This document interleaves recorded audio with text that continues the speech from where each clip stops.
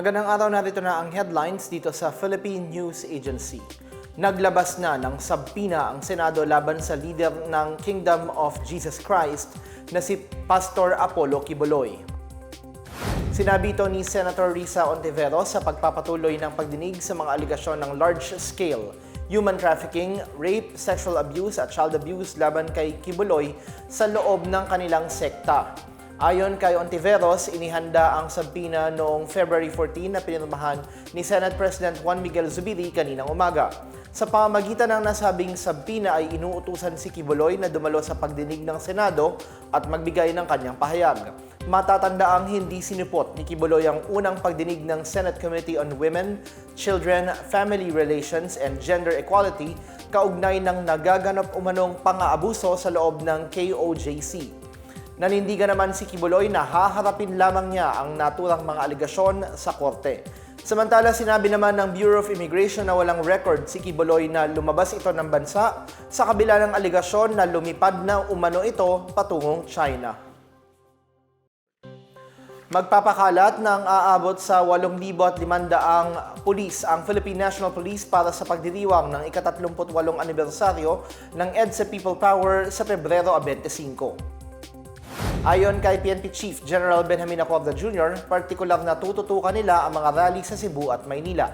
Aniya, nasa 2,500 ang ide-deploy ng mga pulis sa Cebu habang nasa 6,000 naman sa Maynila. Nanawagan naman si Acorda sa mga magpaprotestang grupo na gawing mapayapa ang kanilang mga aktibidad. Tiniyak din niya na ipatutupad ng PNP ang maximum tolerance. Sa ngayon, wala pa naman anyang namomonitor na anumang banta ang PNP kaugnay ng nasabing pagdiriwang. Hindi kabilang ang February 25 sa listahan ng mga holiday para sa taong ito na inilabas ng Malacanang. Ayon sa Office of the President, hindi ginawang special non-working day ang petsa dahil tumapat ito sa araw ng linggo kung saan karamihan ay wala namang pasok. Sa ibang balita, target ng Department of Agriculture na maibalik ang bansa bilang isa sa mga nangungunang exporter ng seaweeds katulad noong dekada 90. Sa isang pahayag, sinabi ni Agriculture Secretary Francisco Chu Laurel Jr. na may potensyal ang bansa na maibalik ang dating masiglang exportation ng seaweed. Para mangyari ito, sinabi ni Laurel na kinakailangang mapalakas ang nasabing industriya sa pamamagitan ng pagkakaroon ng mas malalaking tissue cultural laboratories, pagbibigay ng training at karagdagang ports at power plants sa bansa. Aniya, naungusan na ang bansa ng Indonesia pagdating sa produksyon ng seaweed kung saan 5 beses na mas marami ang produksyon nito kumpara sa Pilipinas. Sa ngayon, nasa 70,000 metriko tonelada ang produksyon ng seaweed sa bansa kada taon. Maaaring umanong umabot sa 550 million pesos ang pwedeng kitain kada 10,000 tonelada ng dried seaweed kada taon. Noong 2022, umabot sa $350 million o humigit kumulang 19.6 billion pesos ang halaga ng na-export na seaweed ng Pilipinas. Mas mataas ito kumpara sa $250 million o 13.99 billion pesos noong panahon ng pandemya. Nasa higit 8 milyong pisong halaga ng fossilized giant clam shells o taklobo ang na-recover sa baybayin ng Balabac sa Palawan.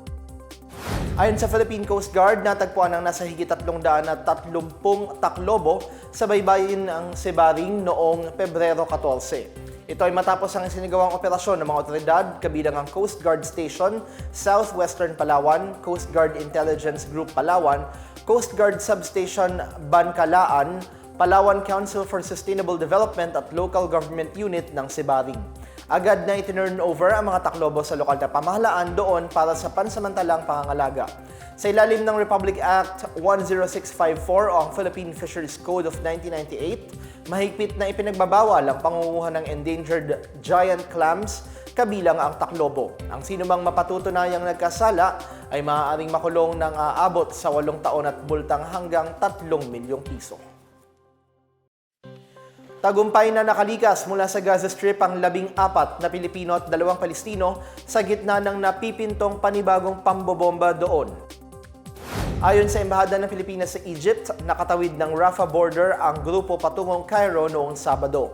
Nakatakda umanong umalis sa mga Pilipino mula Cairo patungong Maynila bukas at inaasahang makararating sa bansa sa darating na Miyerkules.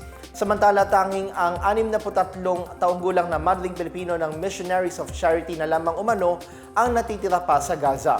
Ayon kay Department of Foreign Affairs Undersecretary Eduardo De Vega, pinili ng madre na magpaiwan sa Gaza para tumulong sa mga taong pansamantalang nanunuluyan sa kanilang simbahan. Sa kasamaang palad, tinamaan ng sniper fire ang simbahan kung kaya't naputol ang kanilang komunikasyon sa madre. Nasa 136 na mula sa 137 na mga Pilipino ang matagumpay na naialis sa Gaza sa pagtutulungan ng mga embahada ng Pilipinas sa Cairo, Amman at Tel Aviv at maging ng DFA Office of the Undersecretary for Migrant Workers Affairs. Bilang bahagi ng programa laban sa pagkalat ng fake news, dinala ng Presidential Communications Office ang community caravan nito sa Tacloban City. Masayang nakisa ang mga estudyante ng Eastern Visayas State University sa ginanap na community caravan ng PCO doon ngayong araw. Ilang mga estudyante ng nasabing universidad ang nagpaabot ng kanilang pasasalamat sa PCO dahil isa ang kanilang paaralan sa napiling pagdausan ng caravan.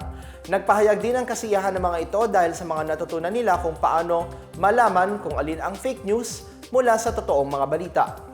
Natuwa rin sila sa mga pakulo ng iba't ibang ahensya ng media sa ilalim ng PCO tulad ng Philippine News Agency, Radio Television Malacanang, People's Television, Philippine Information Agency at ang Radyo Pilipinas. Ayon sa mga estudyante, mas napaigting nila ang kanilang interaksyon at pakikisalamuha sa iba't ibang organisasyon dahil sa community caravan.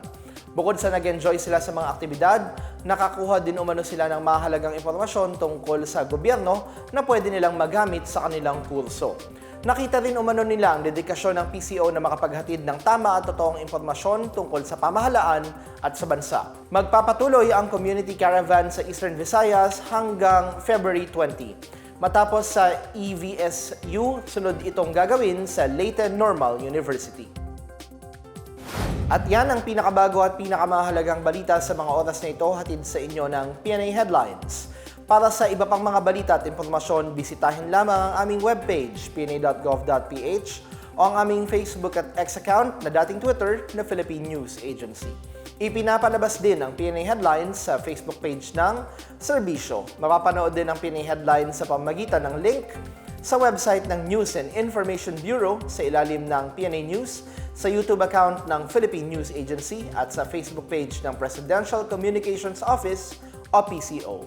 Ako si Bench Bondok, ito ang PNA Headlines, naghahatid ng mga balitang nagbubuklod sa bagong Pilipinas.